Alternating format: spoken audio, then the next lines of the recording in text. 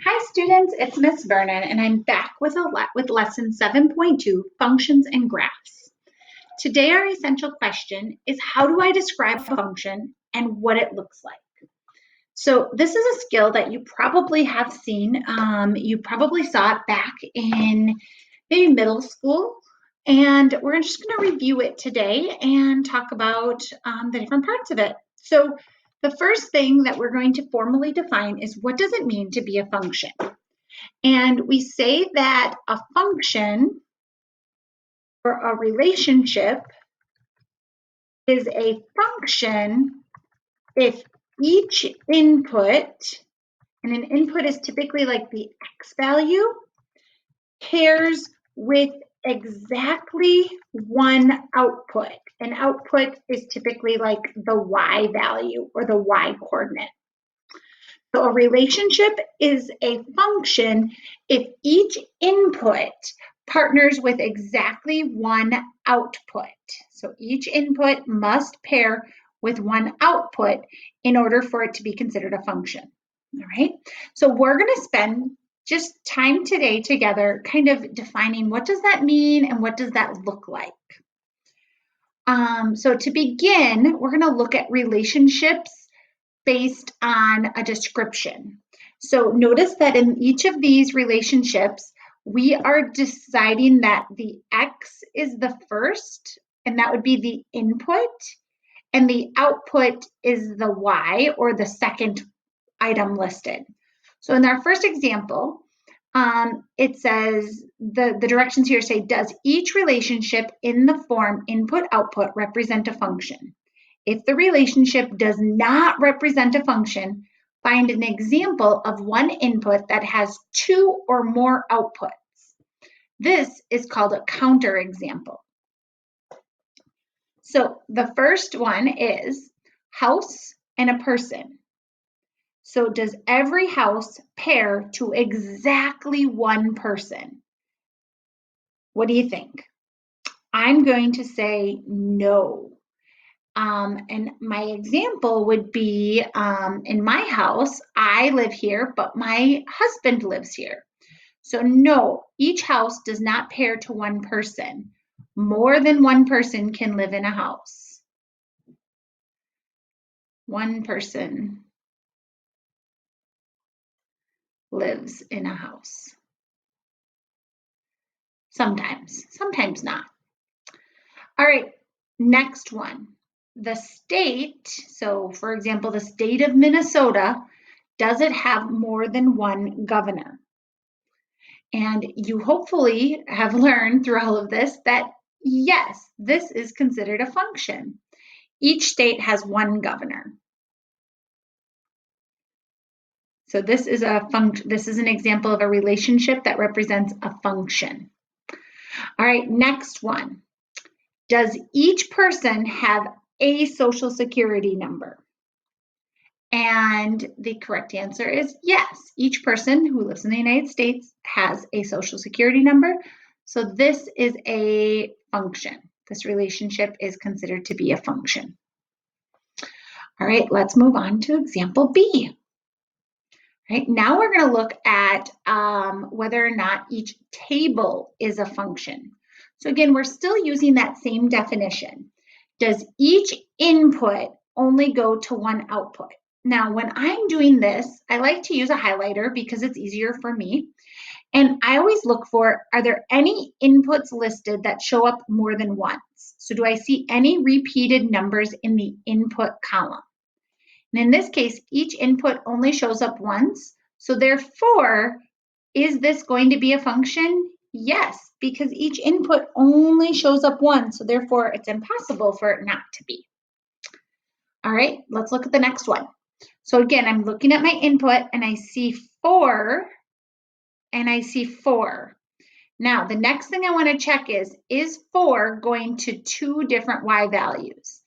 And as soon as I find just one instance of this, I can say, because 4 is mapping to two different values, this is not a function.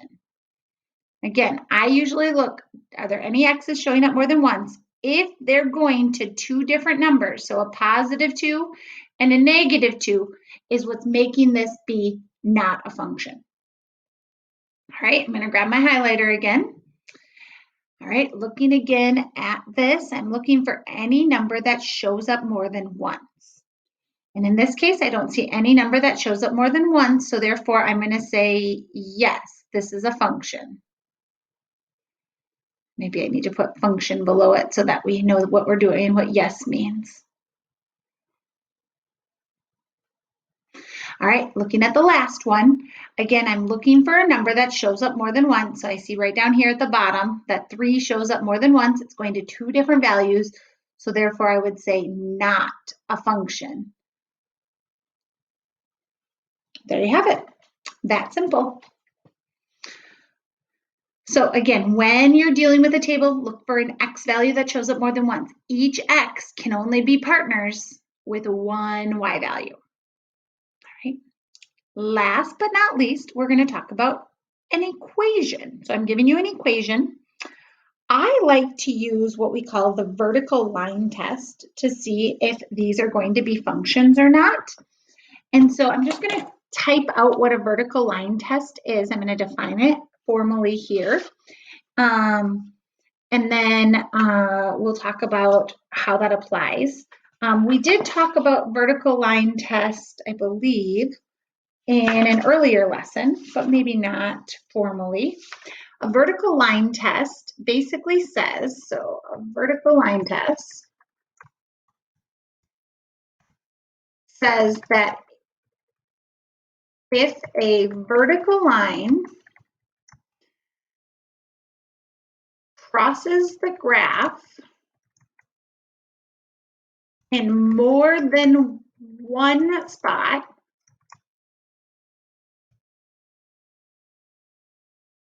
then the graph is not a function.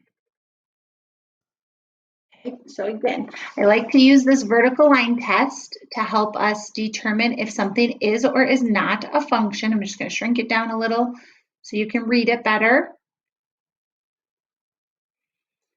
And I'm also going to make it bold because I think bold is a good idea on this situation. Oops, there we go. So a vertical line test says that if a vertical line crosses the graph in more than one spot, then the graph is not a function. Keyword not a function. I'm just going to circle that.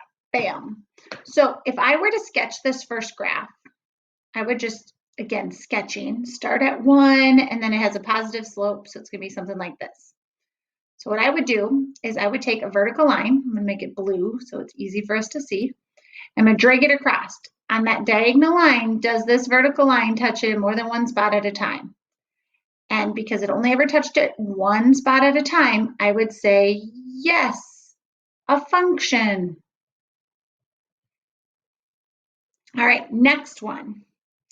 If I were to sketch the next graph, I would be saying, okay, x equals 6, so that's a vertical line because all the x values are always 6. And because that's a vertical line, if I drag my blue vertical line over it, notice it touches in all kinds of spots, and that's a no-go. So we would say not a function because it's a vertical line test. Everything matches up. That's not good. All right, and then last but not least, we have a horizontal line at -3. So if I were sketching this, I would have a horizontal line at -3. And as I drag my blue vertical line across this, I would say, yep, it passes. It only touches that green vertical line or horizontal line in one spot. Therefore, yes, this is a function. All right, let's move on to the next slide. All right, so here we have a bunch of different statements. So below are the same statements, corresponding graphs. Which of the following are going to be a function and which of them are not? And so I want you to pause. I want you to think about it. Think about our vertical line test that we just talked about, and then we'll talk about it in just a second. Right? I'm going to draw my vertical line. All right, and we're going to drag it. So statement 1, you should have said yes, that is a function. Statement 2, not a function. So I'm just going to grab my pen and jot down those 2 answers. So statement 1 is a function. I'm just going to write a capital F for function. This one is not a function. NF, not a function. Why is it not a function? Because it touches it in 2 spots. That's not good. All right, moving on. Statement 3. This is an exponential graph. Ding, ding, ding, ding, ding. That is a function. So I'm going to go ahead and grab my pen. This is going to be a function. And last but not least is an inequality of function. And hopefully you're saying no, because it's an inequality says that all of this stuff under here is an answer. Therefore, an inequality is not going to be a function. Even though it's a linear statement, because it involves shading, it's not going to be a function. It will fail that vertical line test. Awesome job. So again, what is the vertical line test? We formally defined it. It basically says that when you drag a vertical line across a graph, it should only touch the graph in one spot at a time. If it touches in more than one spot, it is not a function. So it's kind of a tool we use to formally define things. All right, we've got 2 more examples and then we're done for today. All right, so example D, determine whether the 5 graphs are 5 graphs, shouldn't say above, below, this should be below, are functions using the vertical line test. All right, so step 1, yes or no. I'm going to grab my vertical line. Graph number 1 is yes. Graph number 2 is no. Graph number 3 is yes. Graph number 4 is no. And graph number 5 is a little tricky. Notice it's an open circle and then a closed circle, so that's okay. Open, closed, open, closed, open, closed. Therefore, it is. So we've got 3 yeses. Yes, yes, yes. This is a no because right here. And this is going to also be a no because of right there. Excellent job. Last but not least, are equations of lines always going to be a function? So this is kind of a trick question, but depends how you read equation of a line. So technically, the answer would be all lines,